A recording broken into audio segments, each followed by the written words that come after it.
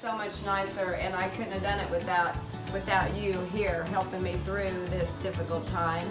And it's so much nicer to have you be able to come to the house. I don't have to get Bridget, get her wheelchair, get her in, and with COVID going on, you know, it's just so much nicer to have her here and in her own environment and not have to go sit in an office. And so yeah, it's better for both of us. Oh, she's much better off, yeah. But I couldn't have done it without you, that's for sure. So. Hi, I'm Beverly Prentice with Nutrition Specialist of Northeastern Oklahoma. We are a group of consulting dietitians. Today I'd like to tell you a little bit about how your patients can benefit by your referrals for nutrition services.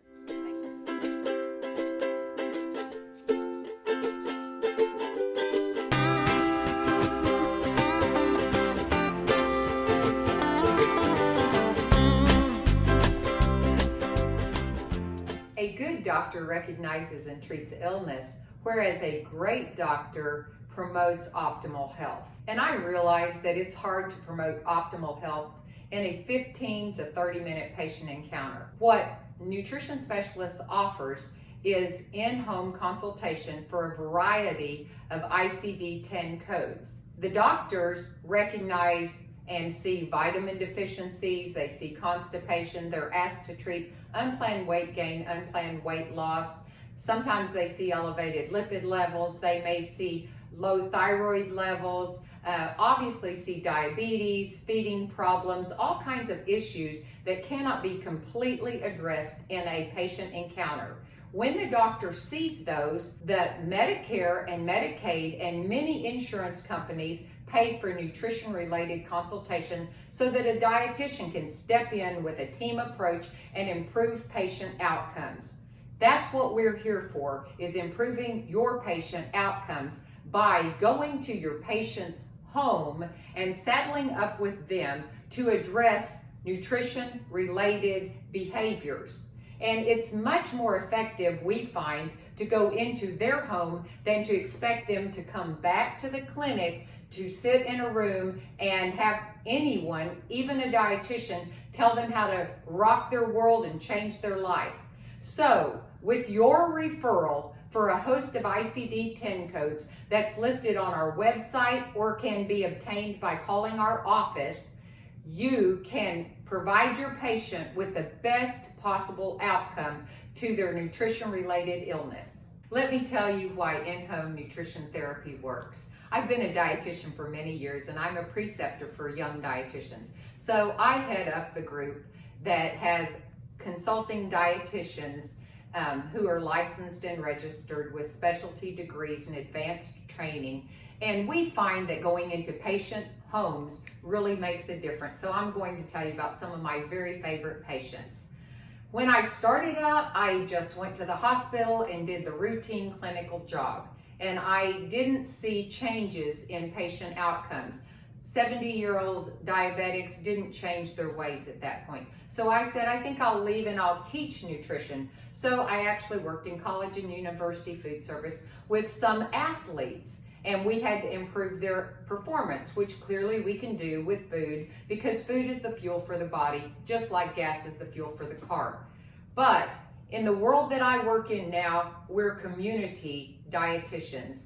And so we see a variety of people and we take referrals from doctors, and I'm going to tell you about 3. We had a diabetic who basically had renal failure, and so a nephrologist referred him to our group. They actually weren't even covered under insurance, they were a cash pay. I went into the home in Broken Arrow on a Friday night and I sat down with the entire family and said, these are your options. You can continue what you're doing and you can end up with renal failure, and diabetes will eventually affect your heart, or you can go on this clean anti-inflammatory diet plan that I have for you. Try it, go clean for 21 days and see if it makes a difference. The call that I got was actually from the doctor's office, and they said that their labs were improving and that we had made a tremendous difference in their life. So we had extended that man's life, and his whole family would benefit from it because he would be around longer. Another favorite case of mine is a young man who was disabled.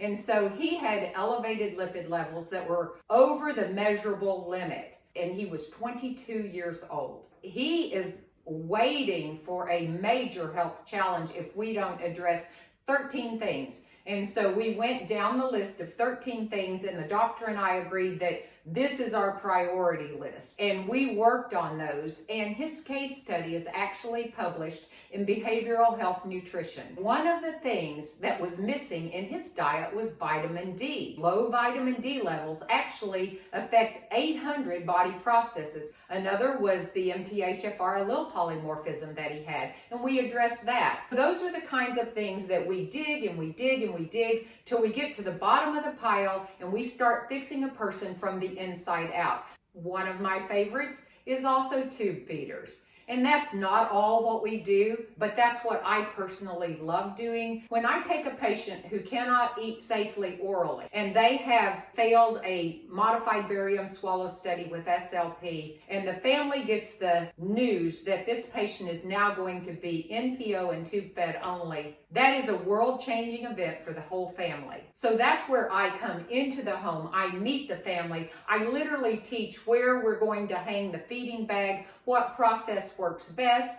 I teach them about flush. I teach them about which formula is best. And then we monitor the stooling pattern. And any adjustments I need, I send a dietary change order to the doctor who signs off, and then we put that into place. And so I walk them down from eating by mouth to a formula that's appropriate for them, that makes sure their nutrition and hydration is well maintained without a lot of big drama and stress on the family. So those are just a few of my favorite case studies, but there are hundreds and hundreds of patients who had benefited, whether they're the lowest, the poorest income people, or whether they're the people who have cash pay and just want to save their life by finally paying attention to the fuel mix and the nutrition necessary for optimal health. Let me introduce you to our team.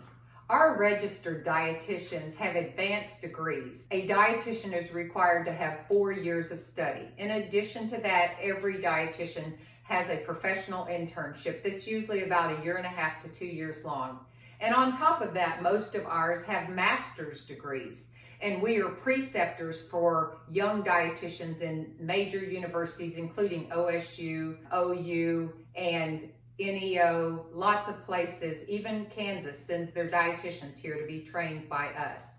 So from the interns that we have, we handpick who we want on our team. Some of them are personal trainers. Some of them are diabetes educators. Many have clinical experience in hospitals. Others have experience teaching. Some even have medical interpreters that can speak Spanish. We love pediatrics. We love the elderly. I'm specialized in gerontology. So that means that people, as they are aging, are well addressed by our team, and the youngest of the young failure to thrive kids are addressed well by our team. Some people feel more comfortable with someone who's been a mother. I'm a mother of 6 children, many of whom are doctors. So when I say I understand your child's needs and how you must feel, that mother knows I really understand. When someone else says I'm an athlete and I have to compete in a marathon, we have dietitians who are athletes and fly all over the United States and out of the country to run races. And then we have others who are personal trainers in the gym. So truly, our dietitians are from one end to the other, and they will identify with your patients, come into your home, form friendships and trust levels that will improve patient outcome. We want them in the comfort of their home to converse with us and to tell us really what is causing their barriers to health, whether they can't cook at all or whether they don't know how to shop. We show them, we even meet them at the grocery store sometimes. We make lists, we provide recipes, and if their labs are confusing or their diagnosis is overwhelming, we address that in an empathetic manner. Like you, we work and practice in Oklahoma.